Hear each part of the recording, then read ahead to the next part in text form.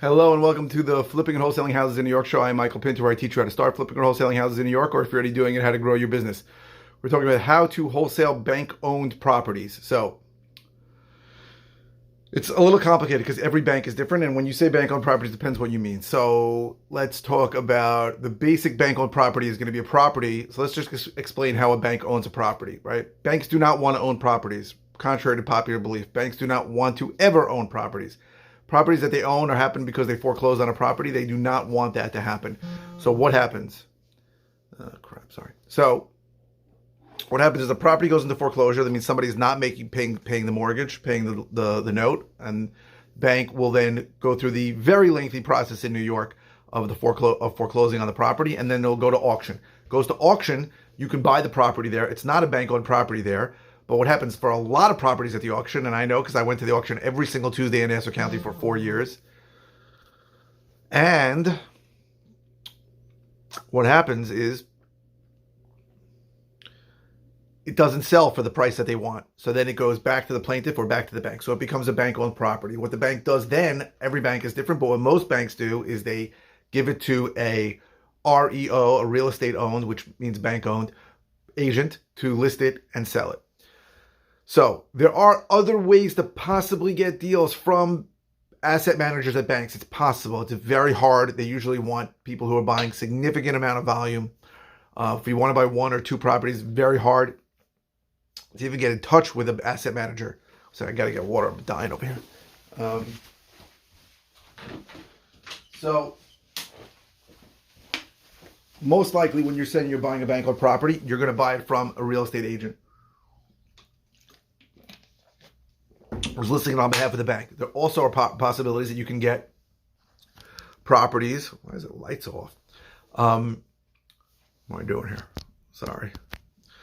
Properties you can get via auction. Those are also bank-owned properties. So on websites like Xome, Xome, auction.com, what else? Hudson and Marshall, Hubzu. So those are big websites that sell properties in New York also. Now, in all these cases, most of the banks do not want you to wholesale the property, right? They want you to buy it and move into it.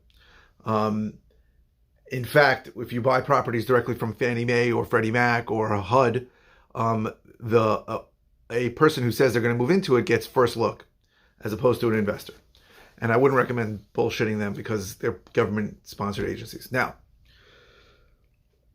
can you wholesale it? So most of the time they're going to say to you that you cannot assign the contract and that you have to you're not even allowed to flip the property or sell it right after you buy it. So there is a workaround that has worked for me. It is a gray area, and that is if the lender allows you to buy the property in a specific LLC.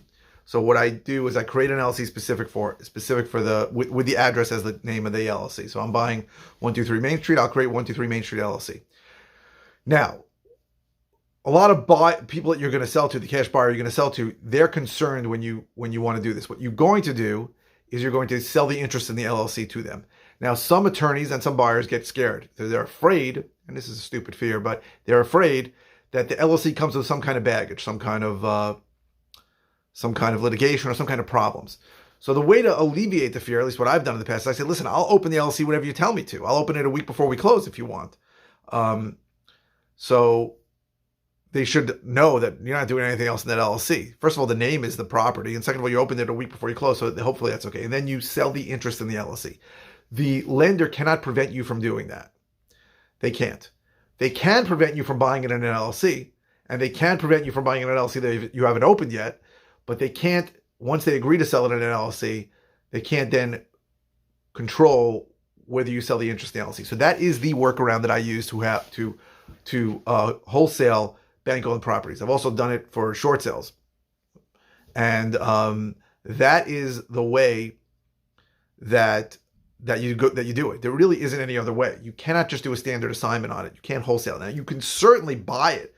You can rehab it. You can wholesale it if you're going to wait a few months. No problem, right? But if you're planning to wholesale it, the only way to really do that at the closing table is to do what I told you, is to sell the interest in the LLC. It works a lot of the time, but the lenders have to be flexible enough to let you buy it in an LLC. And they also, again, you don't want to really show them LLC paperwork because you want to open the LLC later after you're in contract, after you found a new buyer for it. So it's complicated. It's not simple. And every single lender is different. Every single buyer's attorney is different when it comes to this. Some buyer's attorneys will say, no way, right? Most of the time it's just stupidity, but they'll say, no way. No way. What's going to happen if this LLC is pending litigation? I'm like, I opened the LLC a week ago. What kind of pending litigation would I have? I'm not taking on your problems. I get that kind of crap, but you have to deal with different attorneys every time, and every lender is going to be different. It's not going to work universally, but it works enough that you can do it. You just need to really understand what's going on so you can explain it to people, and you need to make sure that you don't just put it out there as if it's a regular assignment and then drop this bomb on the buyer's attorney and say, hey, oh, by the way, it's not a straight assignment. I'm selling you the interest LLC. You have to be upfront with everyone and let them know. Obviously, you're not being upfront with the lender that you're doing this, but you got to be upfront with the buyer that it's happening. Because some buyers will say no right away, and you don't want to talk to those people, and you just certainly don't want to go assign a contract to them or go into a contract with them in any kind of way where they're going to say that you misrepresented what's happening here. So it is doable. It's not so easy. Again, every lender is different. Some lenders will not let you open an LLC, not let you take possession in an LLC. Some lenders will not let you take possession in an LLC that they can't see the paperwork on. So I've done it. I've opened the LLC and then I've told people, hey, I just opened the LLC just to get this done. But that's how it works. It is possible, but it is a little complicated. So in general, it's hard. It's not so simple. Once things are listed or they're on the auction property, it's not easy to find a good deal this way. So I personally, if you are someone who is looking to get into wholesaling, I would not recommend that you go down the bank-owned property route, because the bank's looking to get as much money as possible, and they're looking to get as many people looking at it as possible. I still believe very strongly in the direct-to-seller model. And again, for 4 years, my first 4 years in the business, I did not do this. I went to auctions. I bought at auctions. I bought at Hubzu. I bought on auction.com. I bought on all those websites. That's what I did. It is very hard to wholesale there because you are probably going to pay a rehabber price and not a wholesaler price. Remember, there's a spread. When I go direct to seller, I try and get it cheap enough that it's a wholesaling price where there's a spread between what I get it below what a rehabber wants to pay for it. But if you're buying from bank-owned properties or any property that's listed, you're probably not going to be able to get it that cheap. You're probably going to have to pay rehabber prices because, let's be honest, other rehabbers are going to be bidding on it. They're looking at it, and that was the situation when I was buying at auction or on online auctions, live auctions or online auctions. I'm competing with other rehabbers. When you go direct to seller, there's a lot less competition. Now I've certainly lost properties direct to seller to other rehabbers who were paid more than me. It happens. And that's just something that you have to live with unless you wanted to rehab it. But I'm always trying to get properties at a deep enough discount that I have an option to wholesale it. If I cannot for some reason find a buyer, I'll close on it and then rehab it or wholesale it myself. Motherfucker. All right, I'm going to let that go. Let me just pick it up and hang out. They're going to call back for sure. But that's my goal. My goal is to get things at a deep enough discount that I can wholesale it.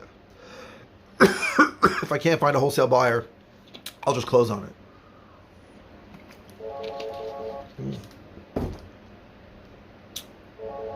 I'm not picking that up. I want to pick it up, but I'm not picking it up. So,